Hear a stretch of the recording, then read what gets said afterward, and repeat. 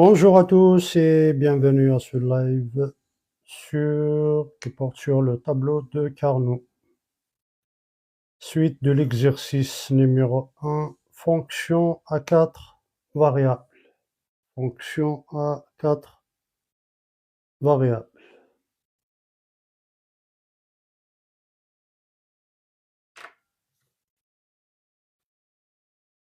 Alors, donc,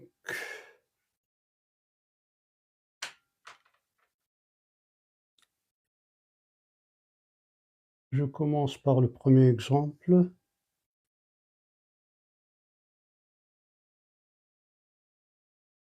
Fonction à 4 variables.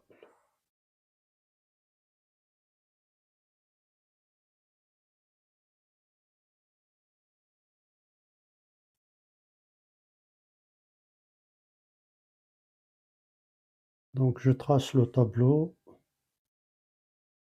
de Carnot.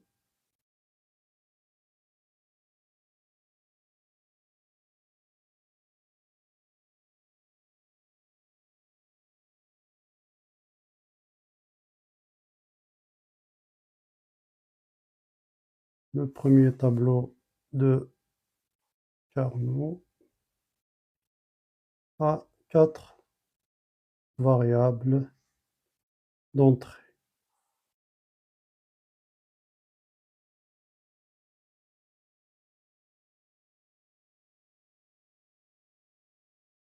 Alors, pour les variables, donc je vais noter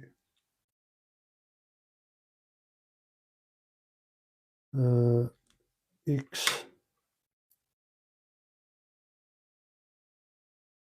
y, z, t, et la fonction c'est n. Donc la fonction c'est n. Donc, comment on complète cette table? Donc 0, 0, 0, 1. Donc ça c'est pour le 0, ça c'est pour le 1. Le 2 en binaire 1, 0. Ensuite 1, 1. Là je fais pareil dans ce sens.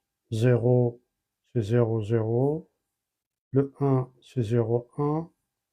Ensuite je saute cette ligne et je marque le 2. Ensuite,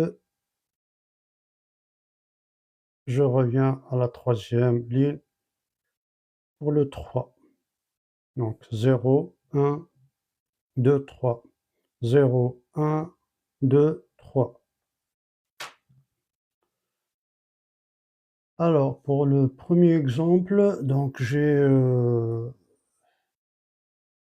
0, 0, 1, 1, 0, 1, 1, 1. Et là, j'ai 0, j'ai 0. Là, c'est des 1. Là, c'est un 0. Et le reste, c'est des 1. Voilà.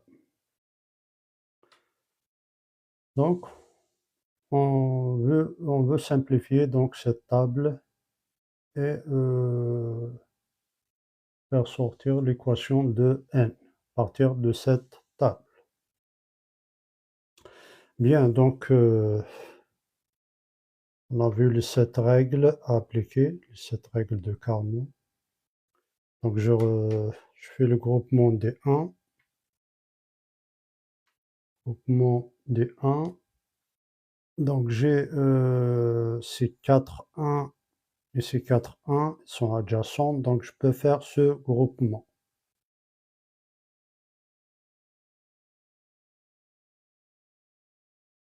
Voilà. Ensuite, j'ai ce 1 là. Alors, je peux le regrouper avec ce 1 qui est juste à côté. Donc si je fais la symétrie à ce niveau, ce 1-là sera superposé à ce 1. Donc on prend soit 2, 4, 8, etc. On ne peut pas prendre 3. Il me reste celui-là, donc je vais le regrouper avec celui-là. Voilà. Alors, qu'est-ce que ça donne tout ça? Donc,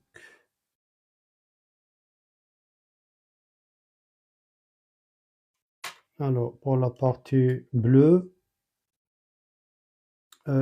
j'ai Z ne change pas, T change de 1 à 0, donc je vais éliminer T. Je vais prendre Z. Et verticalement, donc je vois que X, Y change à chaque fois. 0, 1, 0, 1, 1, 0. Donc je supprime X et Y. Donc il me reste pour la partie, le groupement bleu, donc Z. Donc n égale, donc ma fonction, n égale Z, voilà, plus, donc pour ces deux 1 là, j'ai Z qui varie, donc je vais le supprimer, je ne vais pas le prendre. J'ai T qui vaut 1, 1, donc je peux considérer le T.